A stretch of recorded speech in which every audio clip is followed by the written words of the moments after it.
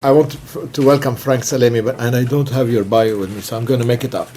Is that good? There isn't much to say anyway. There's a lot to say, and there's a lot to tell you about why your presence here is so important.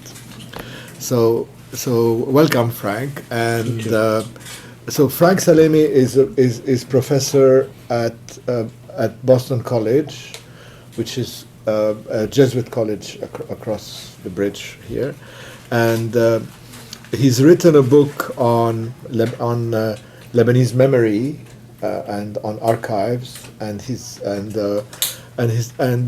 today he's going to talk about his second book, which is about Charles Corm. And now, what is important about Charles Corm and about Franck's presence here is that we are very interested in the period which is pre-dictatorship in the region. So the region, people cannot see beyond dictatorships in the region. They think that if Assad goes, the whole world will crumble, or that the world crumbled after Gaddafi left. So there's a problem imagining the future. And I think that the past can teach us a lot of how the region used to coexist together. And that's the cosmopolitan period, which is in a way represented very much by the work of Charles Corm and by his personality, by his combination of being a politician, a poet, a businessman, an entrepreneur, and so he combines. He's a sort of person that represents the period and it also represents the richness of society, which disappeared during the last 60 years under. So I think there's a lot more to looking at Charles Corm than that we can discuss later. And in fact, we're bringing a film on in October by a Lebanese filmmaker called Philippe Aratenji, and Philippe has documented his family's dispersal over 3-4 generations. So part of his family were in Turkey, part of them were in Aleppo, Alexandria, Iraq, Palestine, Beirut, and they're now dispersed all over the world through different upheavals, like in the 1920s, Smyrna and others. So that's also when we will touch on the cosmopolitanism that disappeared and which is also represented by Charles Corm. And we are very lucky today to have we have several guests of honors, but the most important one is Virginie Corm, who is the daughter of Charles Corm, who came specially from New York in this weather to be with us. So thank you, Virginie, for coming. So Thank you, Nadim, for this wonderful introduction. No pressure. The daughter of the guest of honor is here, but also Professor Fawaz, whom I respect a great deal and admire, and Professor Wardi, and Nadim, of course. So forgive me if I'm a bit nervous and I stutter. I should perhaps begin by telling you how I came to meet Charles Corm. I don't know if any of you have seen the movie West Beirut by Ziad Doueri. But there's a shading scene between a father and a son, and the son is out of school, which is a period we all lived, those of us who grew up in the war in Lebanon. School was out, you walked the streets, you didn't do anything. So the father was trying to get his son to study, to catch up on his schoolwork, even though there was no school. And so he was reciting poems from Le Cid, Corneille, which is a classic of the Lebanese curriculum, and we all memorized it. And the father was telling him, we all studied Le Cid, you have to study it. And he said, leave me alone, I don't want to study French literature. So the father tells him, well, then how about Arabic literature? He said, please, that's even worse. Not in those words, but he used something that is not PG-13, that I'm not going to repeat here.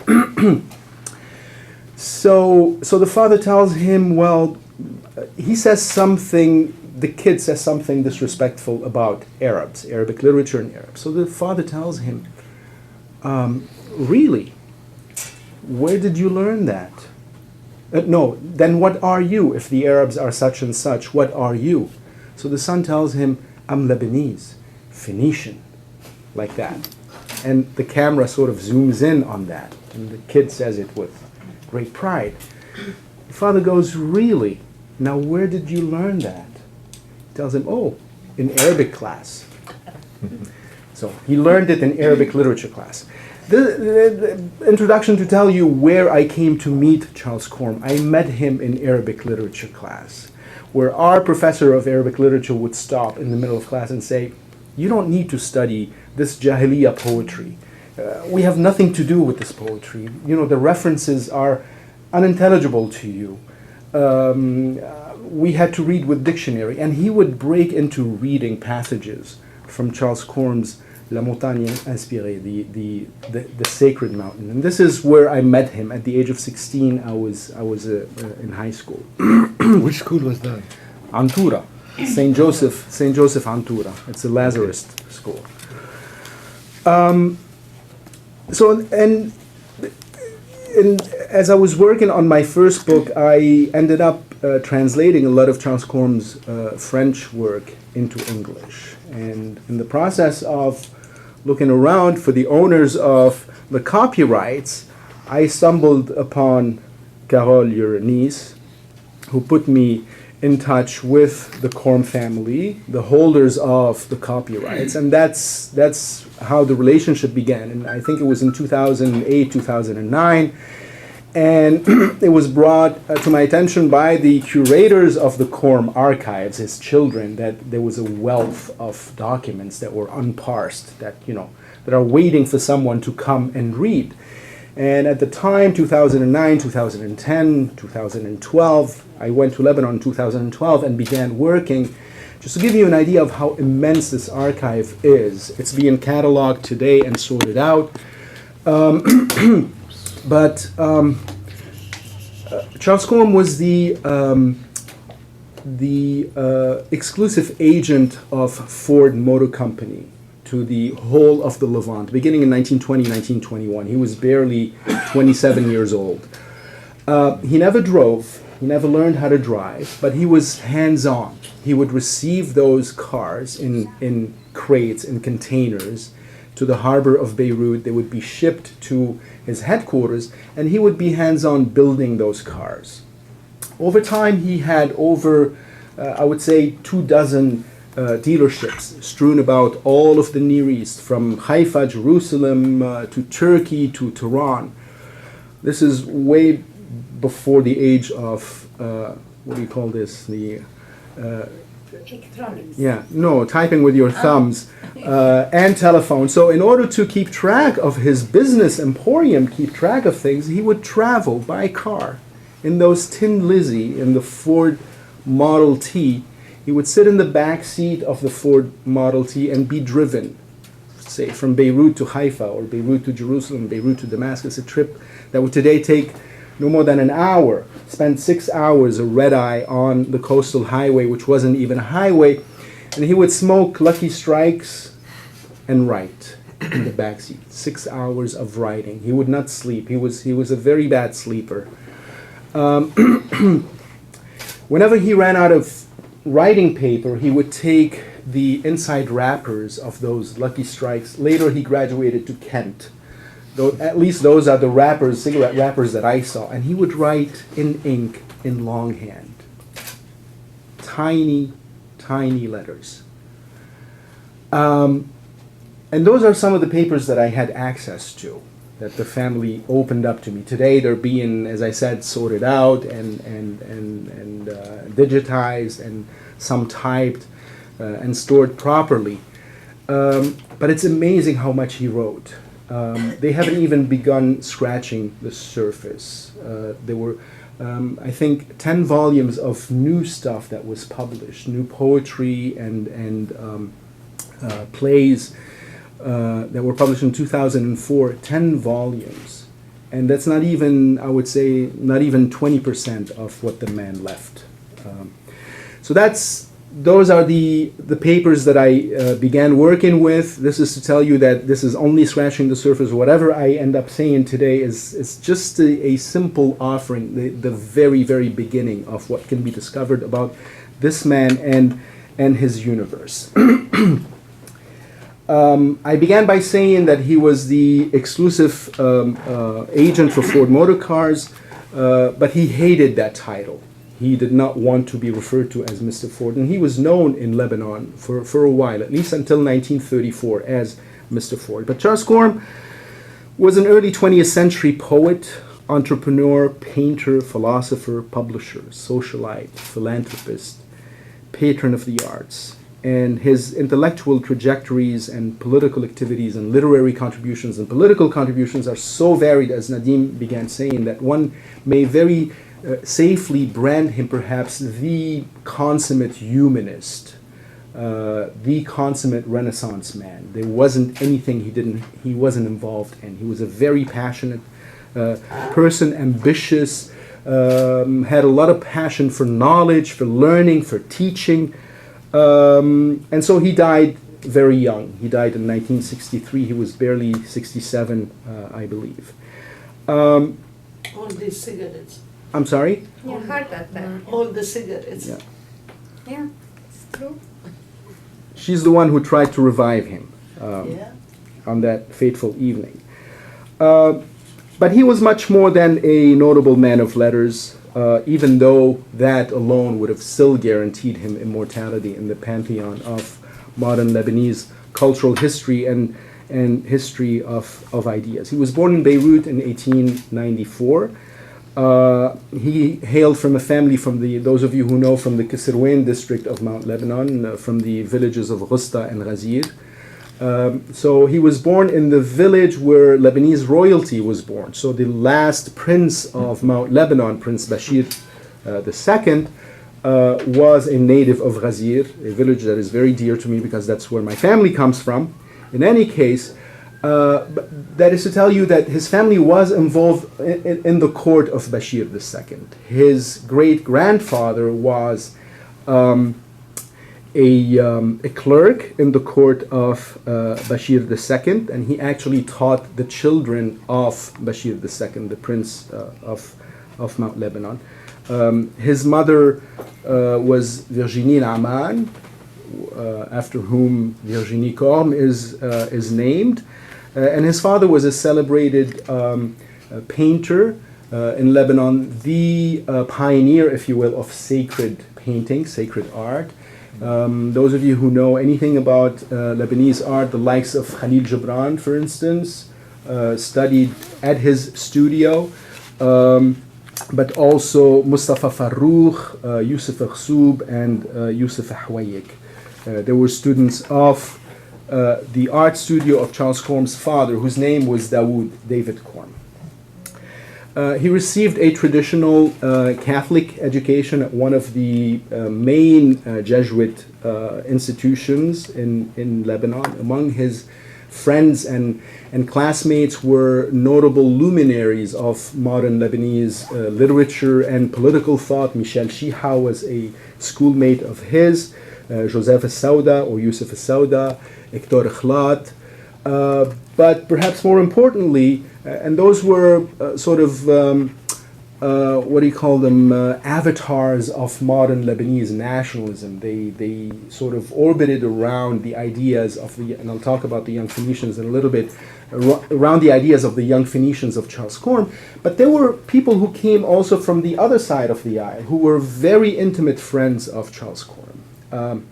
Most notable among them was Riyad al-Sulah, future prime minister of Lebanon, and the architect of Lebanon's Arab phase, which essentially argued that Lebanon is an Arab country, but also Taqiyuddin al-Sulah, another Sulah, and another future prime minister of Lebanon, who was tied with a very, very close relationship, very close friendship with Charles Corm. His earliest best-known publications date back to 1919, namely with La Revue Phénicienne, the Phoenician Review, which was viewed at the time as the mouthpiece of the young Phoenician movement. But he would not, even though he published a great deal between 1919 and wrote a great deal between 1919 and 1934, he dedicated himself almost full time to business endeavors until 1934. 1934, on March 4th, 1934, he woke up in the morning. I suspect he said his prayers like the weeper of the house, and decided to abscond all commercial activity. That was his 40th birthday, March 4th, 1934. And he sold whatever he could sell, got rid of whatever he could get rid of. His dealerships all over the Middle East. Those of you who are familiar with Lebanon, there is a very famous sort of body shop company, Carrosserie Abil Lama, it's called. You know them, Carrosserie Abil Lama. Those were some of his employees at the time in 1934 to whom he bequeathed essentially his business. And they're very big in Lebanon. So this is to tell you that by 1934 he had become a very, very, very, and I stress, very rich man. To give you an idea of how rich he had become and how diversified his businesses were, one third, by 1934, one third of all cars driven throughout the Levant, throughout the Near East, were Ford, and he was the exclusive agent. One third of cars driven throughout the Middle East were Ford cars. The most unusual drivers of Ford cars, the French high commissioners, who were the representative of colonial power in Lebanon and Syria, were driving Fords, not Citroëns. So this is how influential, how charming, how ensnaring his personality was in real life, but also in business. People did business with him because they admired him, because they loved his business, the way he dealt with people. He was a people's man.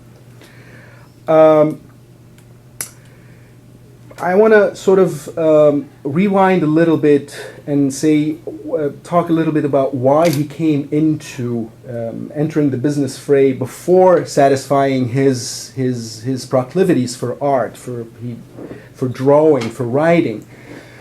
He graduated high school in 1911. He was 17. He was precocious. He wanted to live the life of a bohemian. He wanted to draw. He wanted to write. He visited Paris right after graduation, and he wanted to live that life. He rubbed shoulders with the people of the time, Rodin and others. He was young. He was 17. That's how this picture was taken in New York. This is how he looked during that time, 1911, 1912. He decided he did not want to rely on his father in order for him to live the life of a bohemian, so he decided to continue on and go to the New World, go to New York and try to strike it big in New York. He opened an import-export business on Broadway Avenue in 1911, did very well, did not speak a word of English. He was a francophone and a francophile. I can imagine myself coming to New York at 17 and not speaking a word of English. It's a frightening thought, let alone action. He would attend the same Broadway show night after night for months on end, beginning with not understanding anything, until he began speaking like a New Yorker of the time. I read some of the stuff he's written in English. It's amazing. He wrote English like he wrote French, but French remained his intellectual language, so he preferred to only write in French and publish in French. During that stint in New York also, he traveled a little west. He was fascinated by American culture. even though he was, as I said, a Francophone. He loved American dynamism. He was smitten by the architecture of New York, by the motor vehicle, by the car. So he went to Detroit telling himself, I'm going to meet none other than Henry Ford. I mean, just like my 17-year-old son saying, okay, I want to go meet with, maybe the analogy is not that good, but let's say Donald Trump.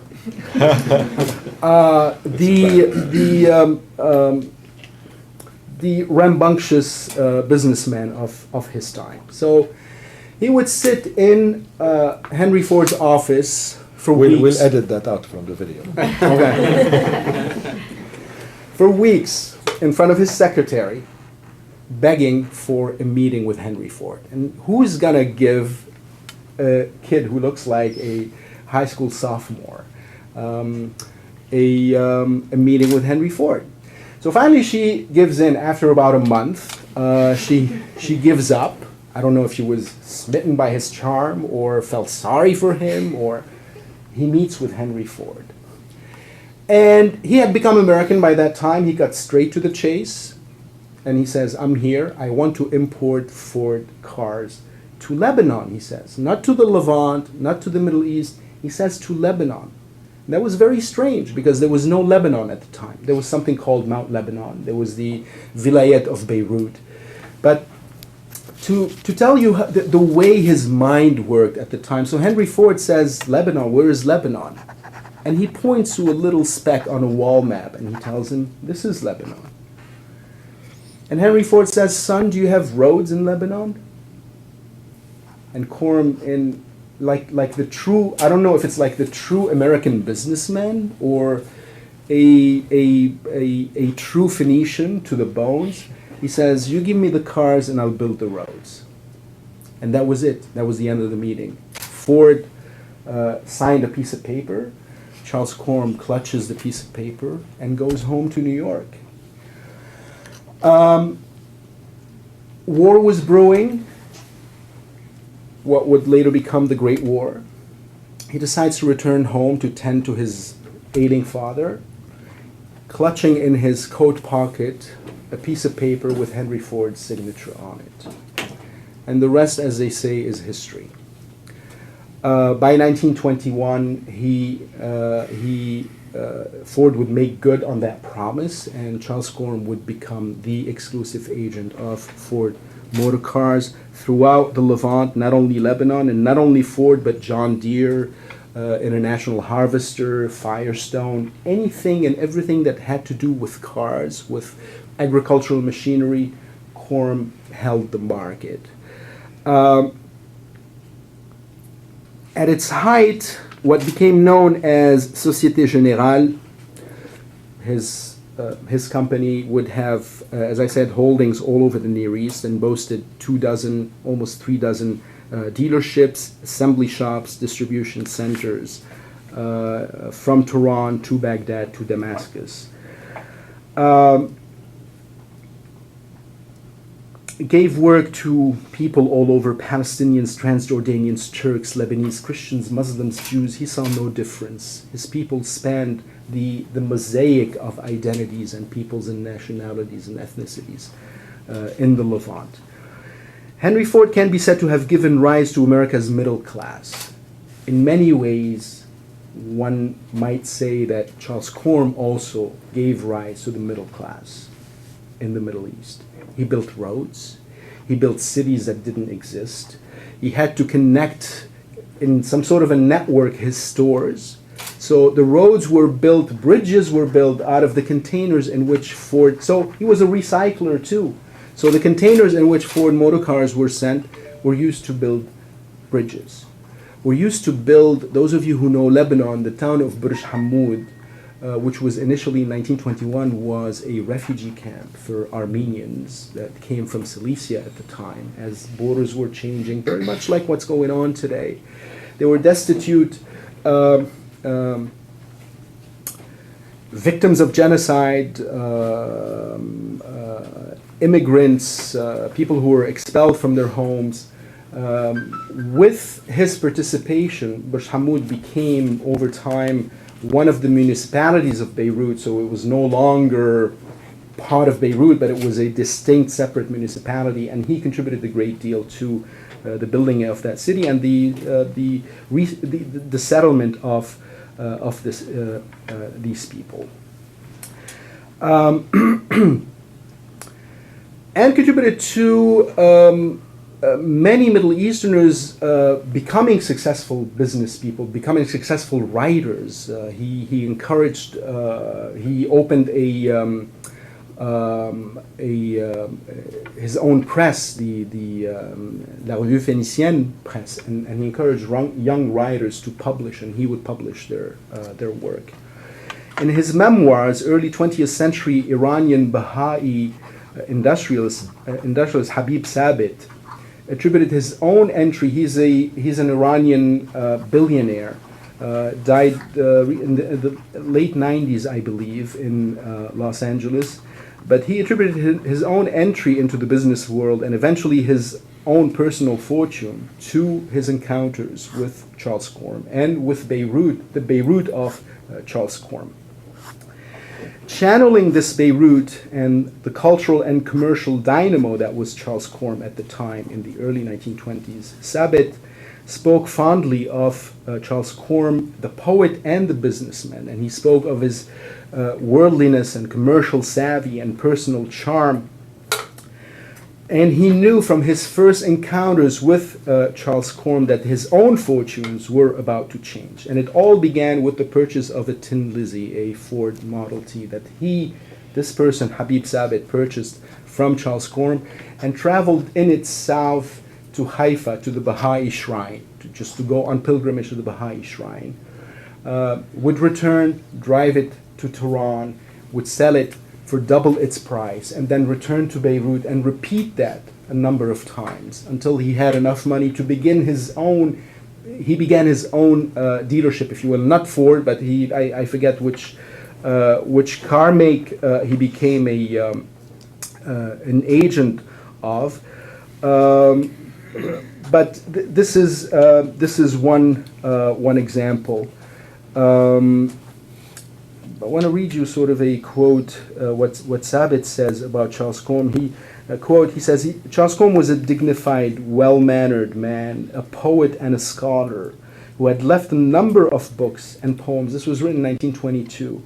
A number of poems and books. He incarnated the talent and the skill of his countrymen and his city at the time, a hub of elegant intermediaries, inspired poets, gifted artisans, and intrepid adventurers.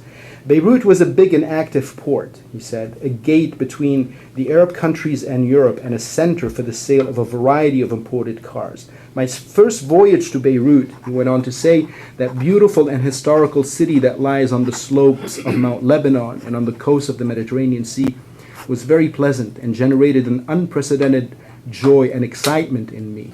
I had heard a little bit about the history of the sports city, which had been a major commercial and cultural center during the heyday of the Phoenicians, Romans, Islamic, and finally Ottoman civilizations, and about how in the present century its civic and cultural development had reached the highest levels, both in its Islamic and Arab and in its Western and Christian aspects. When I saw this display of Lebanese civilization, everything I had known and heard was confirmed. As one of my acquaintances put it, Beirut was the Paris of the Middle East. But Corm was not only a businessman. He wasn't only interested in wealth building. As I said, he got rid of everything by 1934. 1921, in the heat of his business enterprises, he was 27. In all of that bustle, he would contribute to the founding of Lebanon's first modern public library. The first curator of and co-founder of the library was the Viscount Philippe de Tarrazi, who was a friend of Corm's, even though he was much older than he. He sort of orbited around the same circle of the young Phoenicians. Corm was friends with Albert I of Monaco, with whom he established the the organization of Mediterranean friendships. Albert I of Monaco would bequeath 50. He was a oceanographer. He loved the sea. He loved works on the sea. So he bequeathed to that library 50,000 volumes on oceanography. I don't know how many Lebanese are reading them today, but those are the kind of networks that Charles Corm had, and kinds of friendships to benefit, not sure to benefit himself, of course, but to benefit others as well. So this was the first national library, not only in Lebanon, I would suspect, in the whole of the Middle East. He was part of the committee for the Friends of the Beirut Museum, a commission of private donors that would eventually establish the Beirut National Museum in 1942. In the 1920s, he was acting commissioner of Beirut's post-war disaster relief project, a program that brought physical and financial assistance to Lebanese victims of World War I, but also helped the repatriation of some of the people who were internally moving about, internal refugees, but also helped settling the Armenian survivors from Cilicia and other parts of Turkish Armenia. In 1934, he began rehabilitating the banks of Nahr al-Kalb in Lebanon. Those of you who know, it's a place with great ancient artifacts. Every conqueror over the centuries, through those imbrications of conquerors that would come to Lebanon, would leave their markings on Nahr al-Kalb, etchings from Sumerians to Babylonians to more recent colonials, French and British. He would rehabilitate this place and turn it into an open-air museum, kind of today it's being ignored by the government, but he was an active participant in the rehabilitation of the Nahr al-Kalb gorge. He rehabilitated the burial site of Henriette Renan, who was the daughter of the great Orientalist Ernest Renan, who was buried in Amshit in northern Lebanon. He was the founder of, you can double check on that and make sure I'm not committing a historical blunder, but he was the founder of the first Greenpeace before there was Greenpeace. He founded the organization in 1934, the Organization for the Friends of the Trees, and began the reforestation of Lebanon.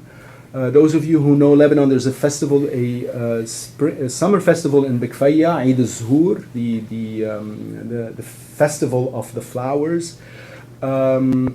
Maurice Jmail, who began this, was also part of the circle of Charles Corm, and it was at the prodding of Charles Corm that something like this would happen. But more importantly, also in 1934, he would begin a series of cultural salons that would meet in his home in Beirut, the former headquarters of the Ford Motor Company, a 9-story skyscraper, which would remain the only skyscraper in the Middle East until 1967, 1968. So he would host in this home the circle of Les Amitiés Libanaises, Lebanese friendships, and he would host artists, poets, painters, musicians to come and meet and discuss all matters that matter in life, music, art, poetry, etc. Such francophone luminaries at the time, like Pierre Benoit, Paul Valéry, Paul Morand, the biographer of Coco Chanel, would meet in the home of Charles Corm in those Lebanese friendships meetings. But there were also Lebanese literati. There were literati from the Yishuv. He maintained those friendships that he had as a businessman in British Mandate Palestine, and there were Christian, Jewish, and Muslim contributors to these meetings. So before the times of the barbed wire barriers that would grow in the Middle East, he had these friendships, and he would maintain these friendships and these sort of cultural exchanges and friendly collaborations. Eliyahu Epstein, a name you might know if you know anything about Zionism, he was a representative of the Jewish Agency in Beirut and had sort of a second home in Beirut up until let's say the late 1940s. He was a friend of Charles Corm and somewhat of a fixture at these Amitiés Libanaises, and he spoke with great affection of Charles Corm and the way he wrote about Charles Corm. He described him as a bearer of culture, not only an able poet, but a man who makes battle for the sake of ideas and people. He is the son of Tyre and Sidon and Byblos, metropolises from which emanated knowledge and learning and wealth to the far-flung corners of the earth. There were other figures from British Mandate Palestine who also attended, as I said, Muslim, Jewish, and Arab. And remarkably, Lebanese American author and committed Arab nationalist Amin al-Rihani, whom some of you might know, who was a very close friend of Charles Corm, but a very committed Arab nationalist. Charles Corm was not an Arab nationalist. He was so close to the Corm family, Amin al-Rihani, that he became the godfather of one of Charles Corm's sons, Hiram Corm. But more importantly, perhaps, Amin al-Rihani became a very close friend of Eliyahu Epstein, even though they disagreed politically on the future of British Mandate Palestine. One advocated for an Arab Palestine, and the other advocated for a Jewish Palestine. Again, this is the kind of aura that emanated from Charles Corm. He made the most unusual friends usual. He made it possible for people to meet and talk. It was as if a halo of holiness surrounded him, wrote Lebanese poet Yusuf Akhsoub about Charles Corm. When he entered the room, everybody stopped and stared. And he wasn't a very impressive looking stature-wise. He wasn't a 6'7" man. I've seen him only in photographs, but I suspect he looked very much like his own children. But this is the kind of hold he had on people. And to write, that somebody has some sort of a halo surrounding him is really something. Akhsoub, the same poet, writes, he was precocious, curious, sharp, engaging, and exquisitely bewitching. He was passionate for his own ideas, fascinated by the ideas of others. Charles Corm was fearless, elegant, gentle, never offensive or discourteous, even when advancing ideas seemingly impious or dissenting from accepted norms. And so this was the kind of temperament that he lived his life and conducted his affairs and ran his friendships.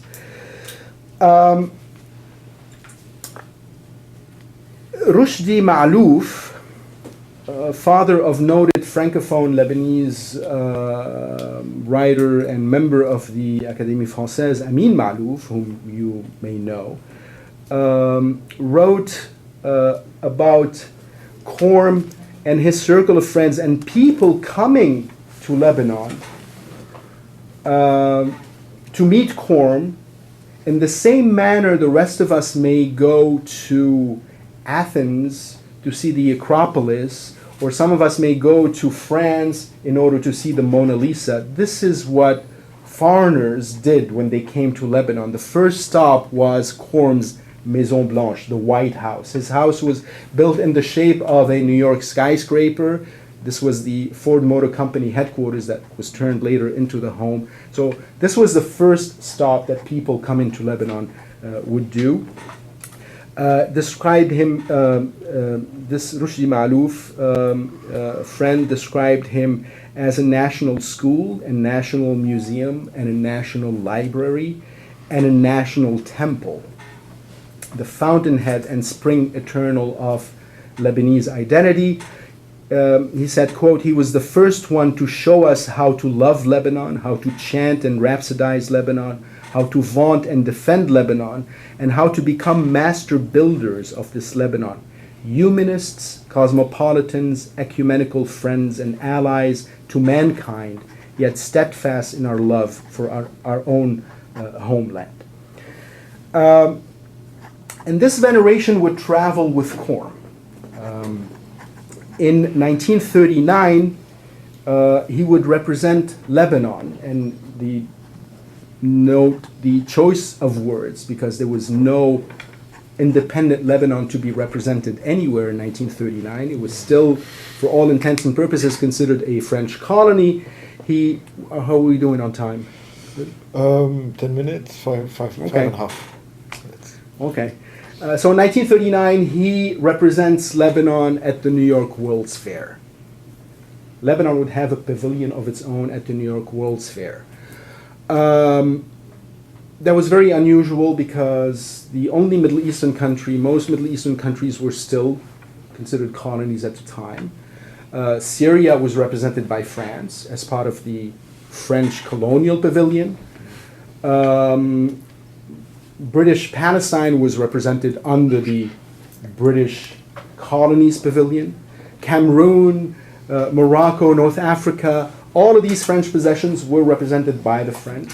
Only Lebanon represented itself as an independent republic. And to give you an idea, I mean, World's Fairs today mean nothing, but World's Fairs in 1939 and thereafter up until 1963 were something comparable to the Olympics, where you would parade, national genius, national power, both for the host country and those participating. So that's how important Corm was in sort of waving the flag, if you will.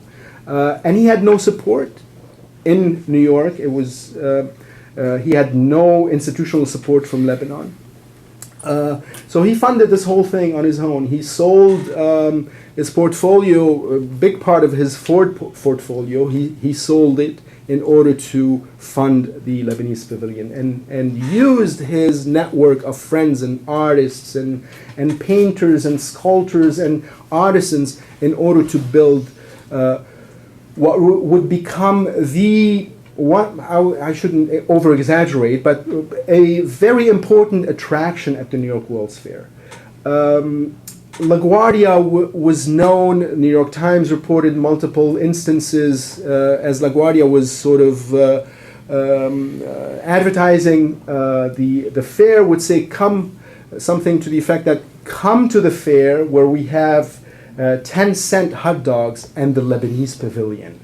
So I don't know about the comparison, but the Lebanon pavilion was a main attraction. And it was some of the people who described it upon entering, described it as if they were entering some sort of a religious experience. And not only that, but the French themselves spoke wistfully about having so wished that Lebanon, that Charles Corm would allow them to represent Lebanon at the fair, but Lebanon wished to represent itself, so the French sort of deferred, if you will, to Lebanese wishes. I want to read you a brief quote from the Commissioner General of the French Pavilion, how he described Corm and the Lebanese Pavilion, which was inaugurated on July 13th, 1939, on the eve of the sesquicentennial of the French Revolution, of Bastille Day. So this French Commissioner General of the French Pavilion spoke wistfully of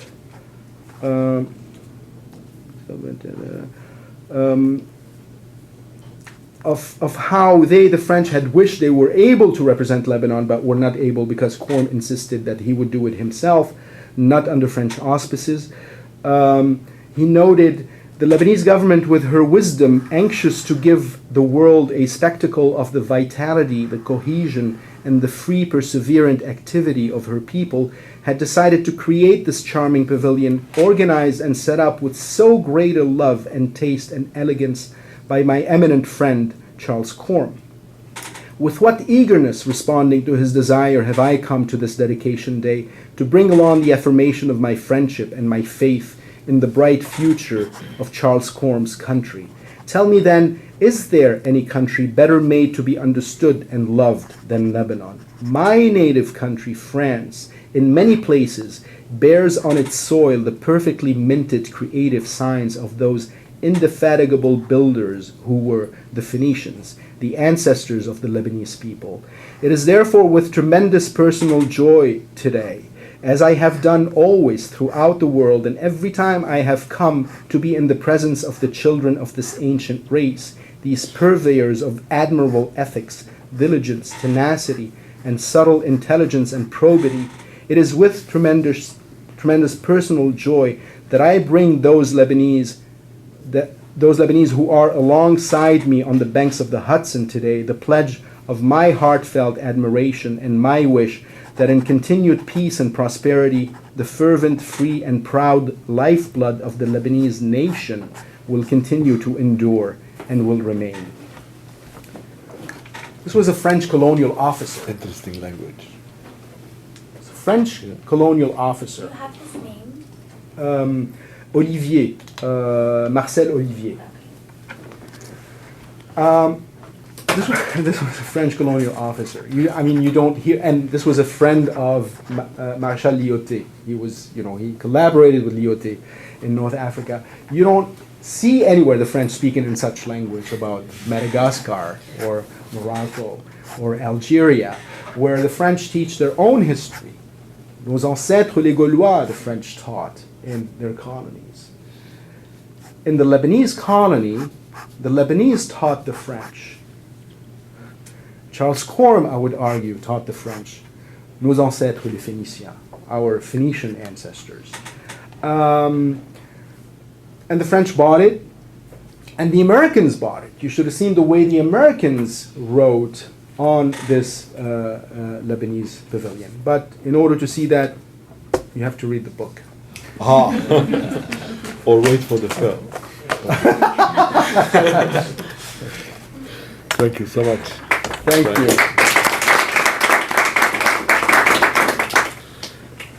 So we have about half an hour before questions and discussions. I want to start with something else to put him in a wider context of first the nationalism related to archaeology in the region. So you had Mariette Pasha in Egypt, you had Austin Layard in Iraq, you had lots of biblical scholars and biblical archaeologists in Palestine, Israel, and of course in Lebanon you had Renan, and these created this sort of founding myths of the pharaohs, the Babylonians, and a lot of the nationalists in the region, including the